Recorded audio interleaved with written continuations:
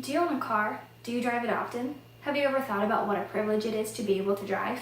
People around the world have been driving cars for over 100 years now, but in some countries, people aren't allowed to drive at all. In Saudi Arabia, women aren't allowed to drive. It's against the law. They have to be driven by a male relative or a chauffeur of some sort. The reason?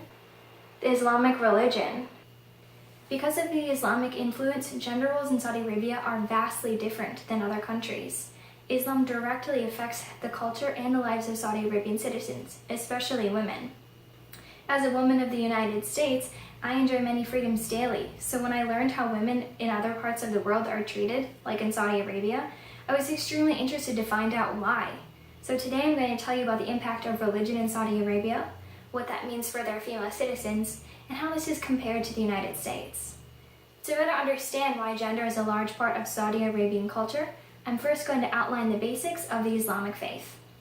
So Islam is the world's second largest religion. They're right behind Christianity. It is the fastest growing and it's expected to be the largest by 2050. And the Quran is the main religious text of Islam. There are 5 pillars of Islam. The first would be faith, the second is prayer, third is charity, fourth is fasting in the month of Ramadan, and fifth is pilgrimage to Mecca, which is a spiritual journey they take at least once a year. But the most important part of Islam is Islamic law, which is also called Sharia law, which is something you might have heard of before. It just basically gives rules on every aspect of life and society, from banking to the environment, and most importantly, women. So the Islamic religion is the key point to understanding why each gender has different roles and roles in Saudi Arabia, which is what I will discuss now. Women in Saudi Arabia are vastly different from men. Firstly, they have a stricter dress code. So women wear a couple of things. First, they wear an abaya, which is like an over the body, it's a loose like covering, like a robe. They also wear a hijab, which is a head and chest covering. And then also a niqab, which is a covering for the face, but it leaves the eyes to be seen, and that's all. Men typically wear a thobe, which is also an outer covering like a robe. But younger men have started to wear more Western type of clothes like t-shirts and jeans.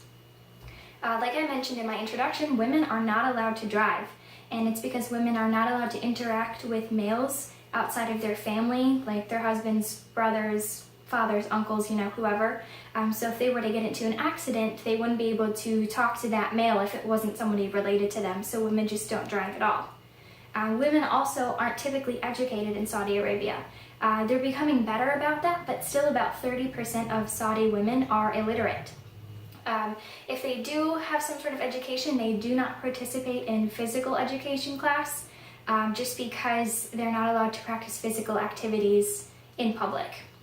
But if they do have a higher education, it's more likely that they will join the workforce, although many women don't, because their first duty is to their husband, their children, and just generally their home. But if they do join the workforce, they typically work in medicine or education. They do not receive the same benefits or pay as men. And they are able to own their own business and invest in things, but they must have a male there to sign off on big business decisions and accompanying them in just general business decisions and making kind of things.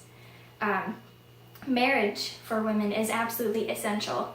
It's a contract between the bride's father and the husband. Polygamy is legal. Men are allowed to have multiple wives, but women are not allowed to have multiple husbands. Men can easily divorce their wife, but women cannot easily divorce their husband. And marriage is meant to provide protection and security for the woman, just a male guardian for everyday sort of things. Gender roles, specifically the role of women in Saudi Arabia, are extremely different than those of the United States, which I will compare to now. The dress code in the United States is pretty much non-existent. Men and women wear whatever they would like to wear to express themselves freely. But as a woman, if I were to visit Saudi Arabia, I would be expected to conform to their dress code, although they might allow me to leave my face and my hair uncovered just because I'm not from around there. Driving in the United States is also different. As long as you're at least the age of 16, you've taken the proper courses, training, passed all the tests, you're allowed to get your license regardless of your gender. You don't have to have a male chauffeur or anything like that. But if I were to visit Saudi Arabia, I would not be allowed to drive because I'm a female. Education is also different because men and women in the United States are presented with the same opportunities. There's no gender discrepancy with that either. Everybody's expected to go to school and get an education, and we all have the same equal opportunities, which should lead us into the workforce later in life. Men and women are equally in the workforce here as well. Some jobs might be more segregated based on the type of work. For example, construction would typically have more men than women in it just because of the kind of work it is. But the pay grades, which this is similar to Saudi Arabia, the pay grades might not always be the same.